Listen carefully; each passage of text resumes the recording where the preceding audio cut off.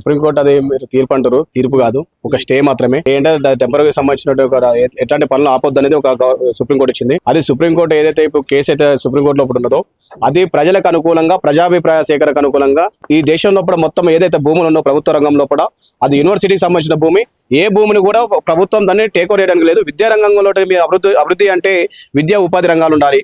ఆ ఉపాధి రంగాలకు ఉపయోగపడేటువంటి శాస్త్ర సాంకేతిక పరిజ్ఞానం సంబంధించి విద్యార్థులకు సంబంధించిన భూమి కావాలి. భూమి అనేది చాలా తక్కువ ఉన్నది దేశంలో ఉన్న భూమి కూడా ప్రభుత్వ ఆధీనంలో చాలా తక్కువ ఉన్నది.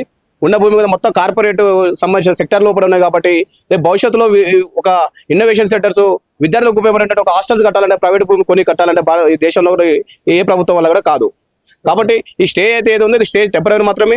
ఇది భవిష్యత్తులో అది సుప్రీంకోర్టును కూడా ఈ కార్పొరేట్ చేతిలో ఈ వ్యవస్థ మొత్తం నడిచినట్టు మీకు తెలుసు. ఈ ప్రజల కోసం ఆలోచించే తత్వం ఉన్న చాలా తక్కువ మంది ఉంటారు.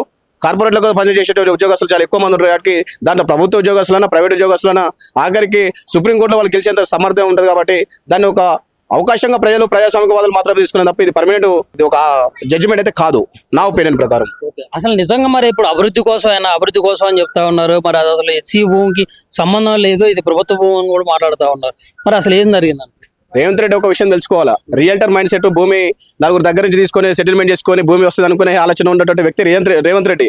కాబట్టి దాదాపు 50-60 1975 ఇందిరాగాంధీ ఏదైతే పంచశీల సూత్రాలతో పెట్టినదో 2324 ఎకరాల భూమిని ఆ రోజు హైదరాబాద్ సెంట్రల్ యూనివర్సిటీకి ప్రజల ఉపయోగం కోసం, అంటే ఈ దేశంలో ఉన్న ప్రతి పౌరునికి భూమి హక్కుగా ఉంటుంది. ఆ యూనివర్సిటీలో చదువుకున్న ఒక విద్యార్థులది సొంతం కాదు ఆ భూమి అనేది. ఈ దేశంలో పుట్టిన ప్రతి బిడ్డది, ఈ తెలంగాణ గడ్డ మీద పుట్టిన ప్రతి పౌరుని అడ్మిషన్ ఉన్న ప్రతి వ్యక్తిది అది సొంత ఆస్తి అవుతుంది. రేవంత్ రెడ్డి సొంత ఆస్తి కాదు అది. టీజీఐఏసీ ఏదైతే మీ ఇండస్ట్రీకి సంబంధించిన భూమి అని చెప్తుండవు. ప్రభుత్వం అంటే ఎవరు? మీ ఓటేసి గెలిచిన నాయకులే కదా ప్రభుత్వం అంటే. ప్రభుత్వం సపరేట్ రేవంత్ రెడ్డికి ఒక వింగు, లేకపోతే కేసీఆర్కి ఒక వింగు వీళ్ళకైతే ఉండే కదా.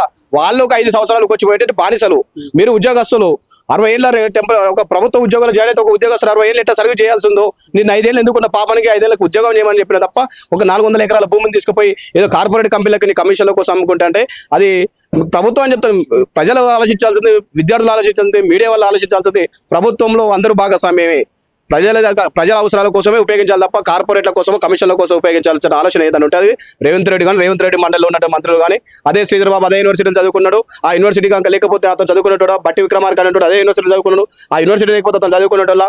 కాబట్టి ఏ వర్గాల నుంచి, ఏ జాతుల నుంచి, ఏ ప్రజల నుంచి వచ్చిన వాళ్ళని విస్మరణ చేయడం అంటే మన కన్నం పెట్టే తండ్రిని తన్నుకోవడమే. కాబట్టి నేచర్ కాపాడుకోవాలని ఆలోచన ఎంత ఉందో అదే భూమిని కాపాడుకోవాలని ఆలోచన. ఈ తెలంగాణ సాయుధ పోరాటం జరిగింది దేనికోసం లేదని. తెలంగాణ సాయుధ పోరాటం జరిగింది భూమి విముక్తి కోసం కదా. అట్లాంటి చరిత్ర చాలా మంది చూసారు. రేవంత్ రెడ్డి లాంటి వాళ్ళు చాలా మంది ముఖ్యమంత్రులు వస్తారు పోతారు. అంటే చంద్రబాబు నాయుడు గతి పట్టిన ఏదైతే గతి పట్టింది అదే రేవంత్ రెడ్డి పడుతుంది. వైఎస్ రాజశేఖర రెడ్డి అయితే ఏదైతే చేసినా దానికి ప్రత్యామ్నాయంగా అందరూ కోరుకున్నారు, మార్పును కోరుకుంటారు ప్రజలు.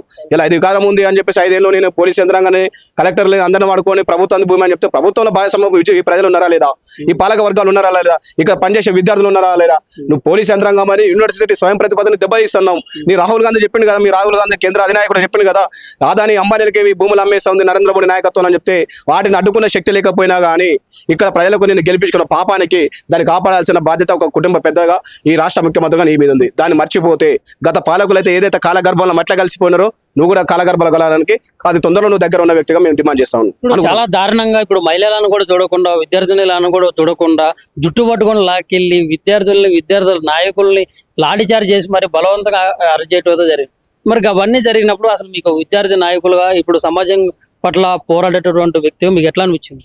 నేనేమనుకున్నా, నేను ఒక అనుభవం 2014లో కేసీఆర్ ఉస్మానియా యూనివర్సిటీ భూములని నేను పెద్ద డబుల్ బెడ్రూమ్కి పంచిస్తా అని చెప్పినప్పుడు అదే ఉస్మానియా యూనివర్సిటీ భూములకు పంచిస్తారు కాదు, ఖబర్దార్ని ఎమ్మెల్యేలు ఎంపీలు ఎవరైతే కబ్జాలు చేసిన భూములు పంచాలని చెప్పి ఉస్మానియా యూనివర్సిటీలో స్వాధీనం ఉండటం మీద దాడి చేసి జైలు పోయించిన నేను. ఆ రోజు కొట్టాడనేందుకు దాని ఫలితం ఏంది? ఉస్మానియా యూనివర్సిటీ భూముల గురించి మాట్లాడలే, వేరే భూముల గురించి మాట్లాడు. రేపు రేవంత్ రెడ్డి ఆ రోజు నేను ఏదైతే ఒక్కోసారి ఆ దాడి చేసి ఆ జైలు పోయి ఆ అనుభవంతో నేను ఈ రోజు నాయకుడు అయినా తప్ప ఆ ఇన్స్పిరేషన్ తోటి వచ్చిన తెలంగాణ గడ్డ అంటే ఒక చారిత్రక నేపథ్యం ఉంటుంది. ఆ నేపథ్యంతో వచ్చి మీరు రాజకీయాలకు నిలబడ్డాము. మీరు ఈడ్చుకొని పోయి కేసులు పెడితే తెలంగాణ సమాజానికి, దేశంలో ఉన్న సమాజానికి, విద్యార్థుల ఒకరికి చాలా ఉద్యమాలు చేశారు. చాలా ఉద్యమాలకు నాయకత్వం వహించిన వాళ్ళు ఉన్నారు, ఎమ్మెల్యేలు అయిన వాళ్ళు ఉన్నారు, ఎంపీలు అయినారు. ఒక దేశానికే ప్రత్యేక రాజకీయ వ్యవస్థ నడుపుతున్నటువంటి విద్యార్థులు ఉన్నారు. కాబట్టి ఆ ఈడ్చుకుపోవడం అనేది ఒక రాజ్యంలో ఒక ఎత్తుగడలో ఒక భాగం కావచ్చేమో కానీ ఈ సమాజంలో వాళ్ళ జీవితంలో నిత్య జీవితంలో ఒక రోజు చేసేటువంటి ఒక యుద్ధమే. ఇప్పుడు ఏవైతే ఈ ప్రభుత్వ విద్యా సంస్థలు ఏవైతే ఉన్నాయో, ప్రభుత్వ యూనివర్సిటీలు, వాటిని ఇప్పుడు హెచ్సియు అయిపోయింది, ఇప్పుడు హెచ్సియు నడుస్తూ ఉంది కదా. నెక్స్ట్ ఉస్మానియా యూనివర్సిటీలో ఖాళీగా ఉన్నటువంటి ఆ భూమి ఏదైతే ఉందో ఆ భూమిని కూడా ఇట్లా ప్రభుత్వం లాక్కొని ఏదో వేరే రకంగా అభివృద్ధి అని చెప్పేసి వేరే రకం చేసే పరిస్థితులు అయితే కనిపిస్తాయి అని చెప్పేసి అంటున్నారు. ఎంతవరకు జరగవచ్చు? ఒకవేళ జరిగితే ఉస్మానియా యూనివర్సిటీ భూములకి మీద కనుక వస్తే ఎట్లుండబోతుంది పరిణామాలు? నేను ఏమంటున్నా, హైదరాబాద్ సెంట్రల్ యూనివర్సిటీలో ఉన్న విద్యార్థులు 5,000 మంది, 50,000 పోలీసులను పెట్టి నువ్వు బలవంతంగా జేసీబీలు పెట్టి డోజర్లు పెట్టి మొత్తం చేసేది. ఒకవేళ సుప్రీంకోర్టు ఆర్డర్ గవర్నమెంట్ కి చెందుతుంది, అది గవర్నమెంట్ అని చెప్తే నీ విఘ్నత వదిలిపెడతా ఉన్నాం. కానీ అదే ఉస్మానియా యూనివర్సిటీ పెడితే ఉస్మానియా యూనివర్సిటీకి ఎంత చరిత్ర ఉన్నదనే విషయం రేవంత్ రెడ్డికి స్వయంగా తెలుసు. ఈ దేశానికి ప్రధానమంత్రి అన్నట్టు ఒక పివి నరసింహారావు అనే వ్యక్తి 1991లో పివి నరసింహారావు ప్రధానమంత్రి అయిన వ్యక్తిని యూనివర్సిటీ ఎన్సీసీ గెడెట్ దాటలే. అదే విధంగా నీకంటే గత ముఖ్యమంత్రి, తెలంగాణ రాష్ట్ర తొలి ముఖ్యమంత్రి, నేను దేశంలో గొప్ప బంగారు తెలంగాణ చేస్తున్నటువంటి మహానుభావుడు కేసీఆర్ ఎవరైతే ఉన్నారో, ఈ తెలంగాణకు మహాత్మా అని పిలుచుకున్నటువంటి ఒక కేసీఆర్ కూడా యూనివర్సిటీలో అడుగు పెట్టకుండా చెప్పులేసిన చరిత్ర ఉంది. రేవంత్ రెడ్డికి నీకు అట్లాంటి గతి కావాలి, ఉస్మానియా యూనివర్సిటీ నీకు గడ్డ మీద అడుగు పెట్టకుండా ఉండాలంటే నీకే గతి పడుతుందని ఊహించుకొని రావాలని చెప్పేసి మేము డిమాండ్ చేస్తా ఉన్నాం.